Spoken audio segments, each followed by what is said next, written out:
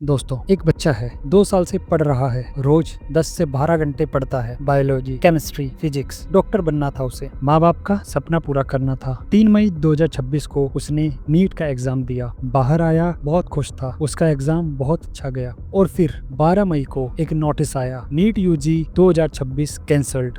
Paper leak हो गया था। दोस्तों, 24 लाख बच्चे, 24 लाख फैमिलीज, जिन लोगों ने 2-3 साल दिए सिर्फ एक इस एग्जाम के लिए, जिन माओ ने रात भर जाग के अपने बच्चों के लिए खाना बनाया, चाय बनाई, जिन पिताओं ने लोन लिया एक कोचिंग पूरी कराने के लिए, सब एक पेपर लीक ने बर्बाद कर दिया। और मैं आज आपको बताऊंगा किसने कराया ये पेपर लीक, कैसे किया, कितना पैसा लिया, कौन पकड़ा गया, और सबसे बड़ा सवाल, कब तक चलता रहेगा ये। चैनल का नाम है धर्मा एंड डिप्लोमेसी। चलिए शुरू करते हैं। दोस्तों, सबसे पहले टाइमलाइन समझते हैं, एक एक दिन की कहानी। 3 मई 2026 नीट यूजी 2026 पूरे देश में होती है। 24 लाख से ज्यादा स्टूडेंट्स, 1000 से ज्यादा एग्जाम सेंटर्स। लेकिन उसी रात सीकर राजस्थान में एक ग्रुप ऑफ टीचर्स ने कुछ नोटिस किया। उनके पास एक गेस्ट पेपर आया था एग्जाम से पहले, और उस गेस्ट पेपर में नीट के एक्चुअल क्वेश्चंस एग्जैक्टली मैच कर रहे थे।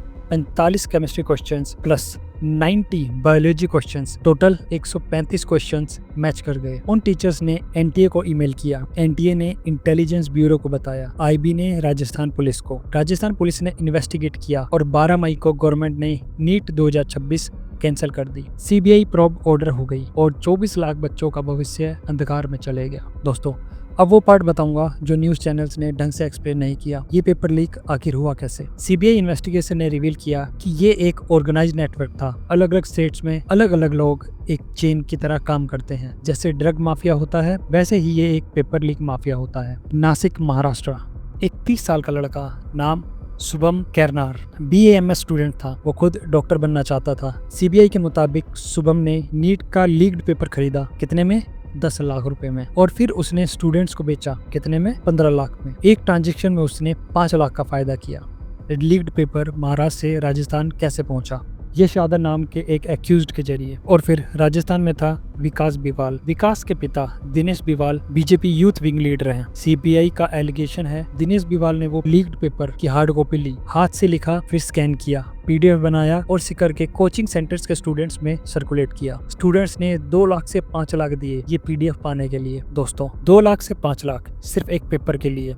और दिनेश बिवाल के परिवार के 5 लोग यही नीट पास कर चुके हैं। पूरी फैमिली इसी बिजनेस में है। अब देखते हैं इनमें से अरेस्ट कौन कौन हुआ। देखिए, दिनेश बिवाल जयपुर राजस्थान से अरेस्ट हुए, जिन्होंने पेपर लीक करके सर्कुलेट किया था। मांगीलाल बिवाल, दिनेश बिवाल का भाई, इस नेटवर्क में शामिल था। शुभम केरनार, जिसने 10 लाख में पेपर खरीदा था और 15 लाख में बेचा था। यश यादव, जिसने महाराष्ट्र से राजस्थान तक पेपर पहुंचाया था। और एक डॉक्टर भी इसमें शामिल था जो इस नेटवर्क का हिस्सा था। सिर्फ राजस्थान नहीं दोस्तों, बिहार पुलिस ने भी एक गैंग पकड़ा है। Mobile phones, laptops, digital evidence. ये स्कैम महाराष्ट्र, राजस्थान, हरियाणा, बिहार, केरला और जम्मू कश्मीर तक फैला हुआ था। ये कोई एक स्टेट का नाम नहीं था, ये एक ऑर्गेनाइज्ड नेशनल लेवल क्राइम था। नीट 2024 में भी यही हुआ था, 2019 में भी, 2015 में भी।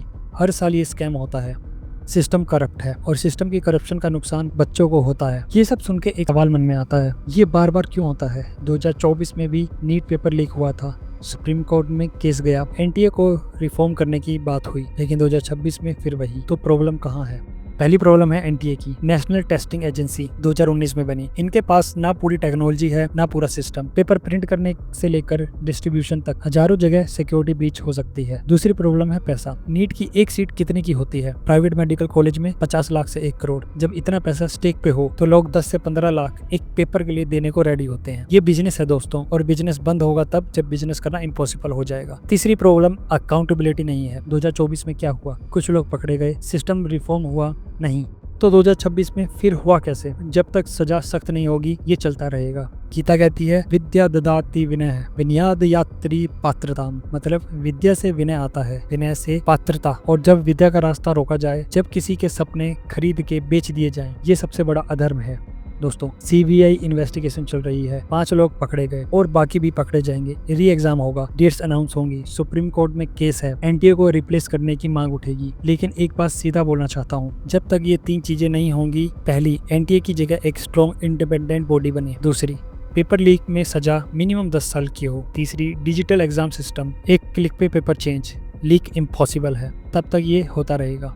और उन 24 लाख बच्चों के लिए जो अब दोबारा पढ़ेंगे, दोबारा तैयारी करेंगे, उनके लिए गीता में संदेश है, कर्मण्येवाधिकारस्ते मा फलेषु कदाचन। अपना काम करो, फल की चिंता मत करो। सिस्टम ने धोखा दिया, लेकिन तुम्हारी मेहनत तुमसे कोई छीन नहीं सकता। दोबारा उठो, दोबारा पढ़ो, क्योंकि वो डॉक्टर बनना तुम्हारा सपना है और सपना पेपर लीक से नहीं टूटता। दोस्तों, अगर ये वीडियो आपके किसी बच्चे के काम आई, अगर किसी नीट एस्पिरेंट को शेयर करना चाहते हैं तो शेयर करो, सब्सक्राइब करो, बेल आइकन दबाओ और कमेंट में बताओ क्या आप मानते हैं एनटीए बंद कर देना चाहिए। मिलते हैं अगली वीडियो में। जय हिंद, जय भारत, धन्यवाद।